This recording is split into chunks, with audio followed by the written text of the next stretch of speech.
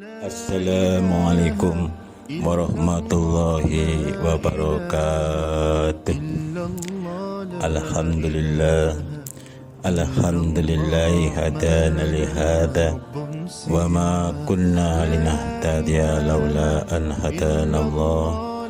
Laqad ja'at rusulu rabbina bil haqq wa nudu an tilkumul jannatu uristumuha bima kuntum ta'malun. Asyhadu an la ilaha illallah wa asyhadu anna Muhammadan abduhu wa rasuluh sallallahu alaihi wasallam wa ala alihi wa ashabihi amma ba'd. Bapak-bapak, ibu-ibu, para hadirin dan hadirat di mana saja berada, alhamdulillah kita bersyukur kepada Allah Subhanahu wa taala atas segala limpahan rahmat, taufik serta hidayahnya. Berkat rahmat, taufik serta hidayah dari Allah ini, Bapak Ibu sekalian, alhamdulillah sampai detik ini kita masih selalu di dalam keimanan. Kita masih bisa menjadi orang iman, masih bisa melakukan kewajiban-kewajiban sebagai orang Islam, masih bisa melakukan kewajiban-kewajiban sebagai hamba Allah yang beriman, yang bertakwa kepada Allah, bisa menetapi amal soleh di dalam urusan sabilillah. Ini merupakan nikmat Allah, ini merupakan rahmat Allah yang wajib kita syukuri dengan ucapan syukur alhamdulillahirabbil alamin. Ucapannya alhamdulillahirabbil alamin. Secara prakteknya kita berusaha untuk bisa menertibkan ibadah kita, berusaha menertibkan amal soleh kita, terutama yang wajib dan selebihnya yang sunnah. Yang wajib-wajib kita tertibkan seperti mengerjakan sholat 5 waktu, seperti insya Allah kita berlagi masuki bulan suci Ramadan, seperti misalnya kita melaksanakan zakat fitrah. Ada zakat fitrah, ada zakat mal. Setiap tahun sekali yang sudah mencapai nisabnya mengeluarkan zakat fitrah untuk dibagikan kepada orang-orang yang membutuhkan, seperti diantaranya para duafa, para orang-orang yang fakir, orang-orang yang keberatan hutang, termasuk ibnu sabil. Ini merupakan suatu amal soleh kita yang kalau kita niati dengan niatan mukhlis lillah karena Allah, kita akan mendapatkan pahala yang besar nanti manakala kita bertemu kepada Allah. Termasuk kalau kita diberikan kesempatan oleh Allah, dapatkan rezeki, kita mendapatkan undangan untuk melaksanakan ibadah haji. Ibadah haji dan juga melakukan ibadah umrah. Syukur-syukur bisa melaksanakan ibadah umroh yang pol, yaitu di bulan suci Ramadan. Nah, ini Bapak Ibu sekalian, kewajiban-kewajiban ibadah yang nanti manakala kita kerjakan dengan niatan mukhlis lillah karena Allah, dan juga disertai dengan ilmu yang sudah Allah menurunkan ilmunya di dalam kitab sucinya Al-Quran dan Al-Hadis.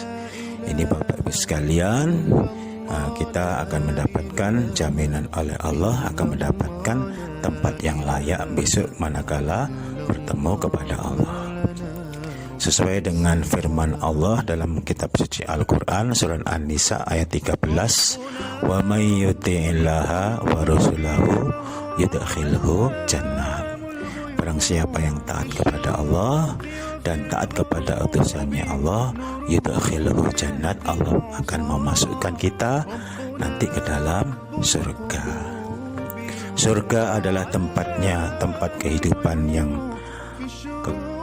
pol, tempat kehidupan yang abadi, tempat kehidupan yang di situ banyak sekali kenikmatan-kenikmatan yang tidak ada di dalam dunia. Kenikmatan-kenikmatan yang ada di dunia ini cuman hanya satu kenikmatan. Kita bisa merasakan tidur di hotel bintang 5. Kita bisa merasakan enaknya mempunyai mobil mewah, rumah mewah. Kita bisa menikmati keindahan-keindahan alam yang ada di dunia ini, menikmati segala pemberian kenikmatan yang diberikan oleh Allah, baik yang kecil maupun yang besar. Ini merupakan satu kenikmatan. Lah yang 99 kenikmatan itu, bapak-bapak, ibu-ibu sekalian yang dirahmati oleh Allah, masih disimpan nanti manakala kita mendapatkan tempat yang layak di sisinya, yaitu di dalam surga. Jadi kenikmatan mencapai sempurna 100 kenikmatan. Bapak Ibu bisa bayangkan, kenikmatan yang ada di dunia yang paling pol itu cuma satu kenikmatan. Lah bagaimana kalau yang 100 kenikmatan? Ini kita nggak bisa membayangkan betapa nikmatnya, betapa indahnya manakala kita mendapatkan yang namanya kehidupan yang mulia di akhirat, yaitu di dalam surga. Jadi Bapak Ibu sekalian, sekali lagi kita ucapkan syukur kepada Allah Subhanahu wa taala dengan ucapan syukur alhamdulillahirabbil alamin. Alhamdulillahirabbil alamin. Alhamdulillahirabbil alamin. Bapak-bapak, ibu-ibu yang dirahmati oleh Allah, manakala kita sudah berada di dalam jalannya Allah, manakala kita sudah berada di dalam petunjuk agamanya Allah, yaitu petunjuk agama Islam yang betul-betul sesuai dengan teorinya dan prakteknya, itu sesuai dengan apa yang ada di dalam kitab sucinya Al-Quran dan Al-Hadis.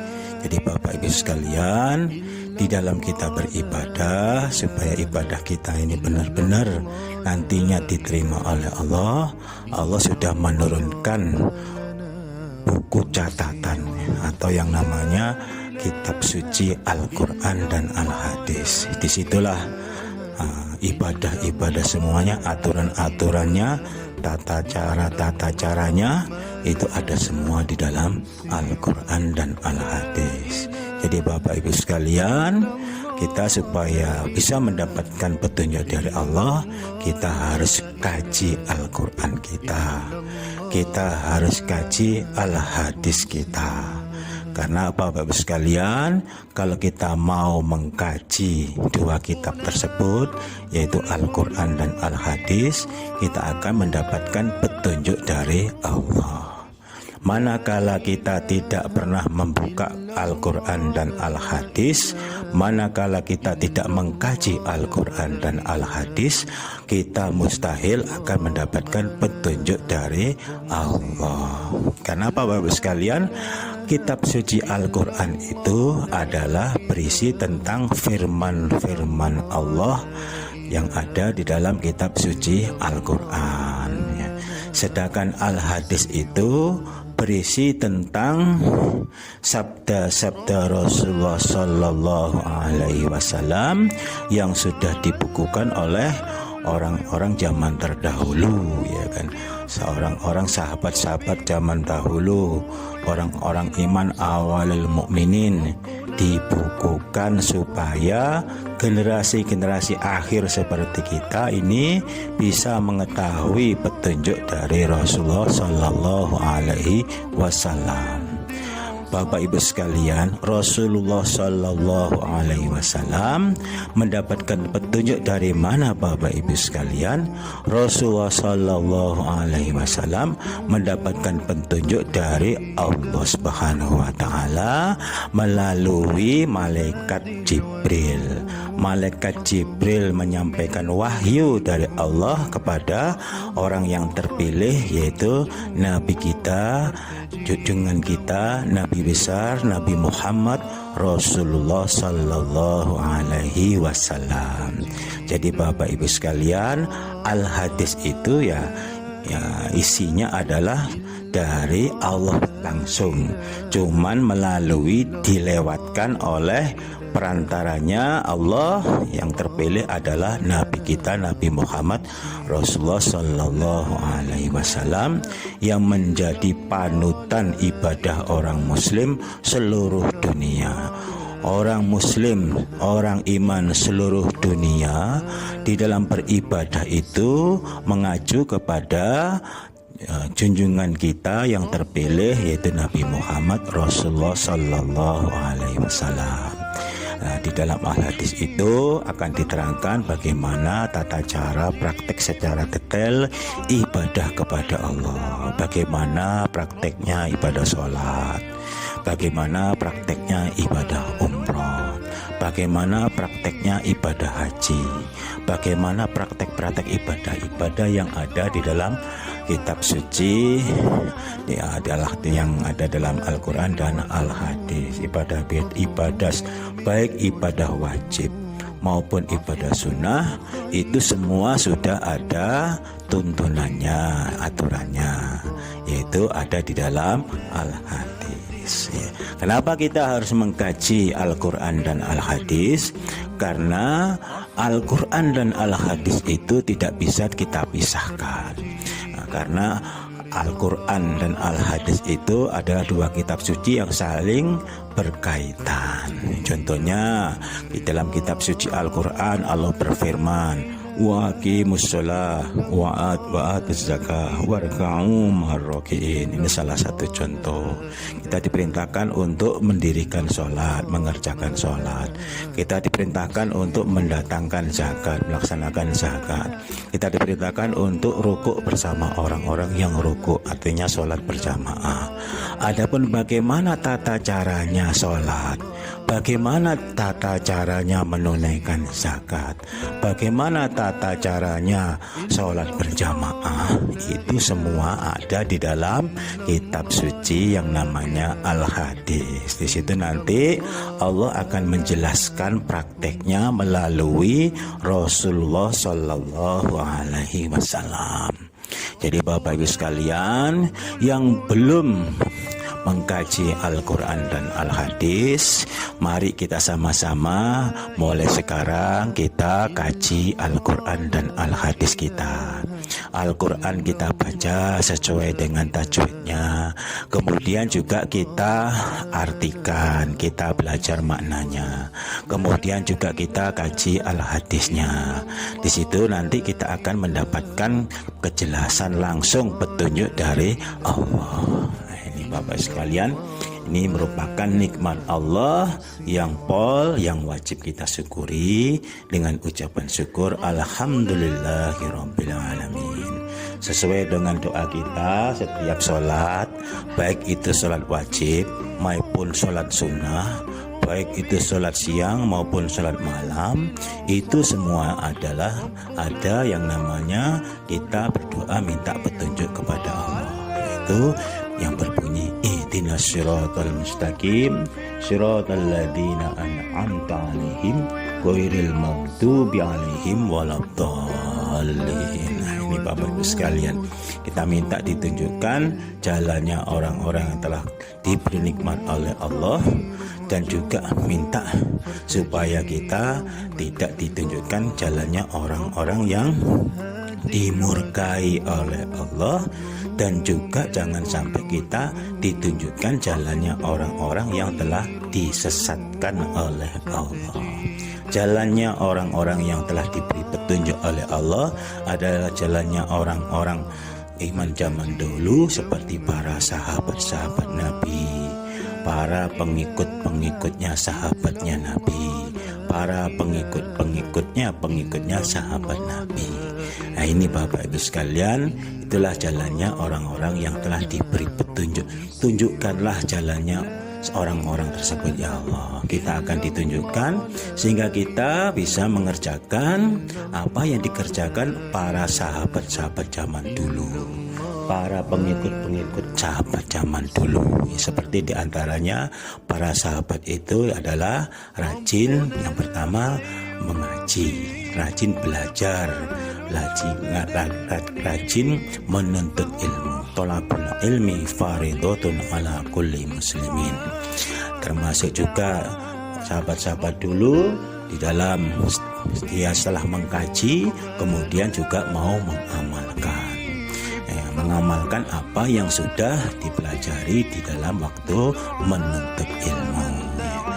Juga para sahabat-sahabat Nabi mengerjakan, setelah dia mengaji mengamalkan, juga dia membela agamanya Allah. Kita juga mengikuti jejak para Nabi, para sahabat-sahabat Nabi juga mau membela agamanya Allah.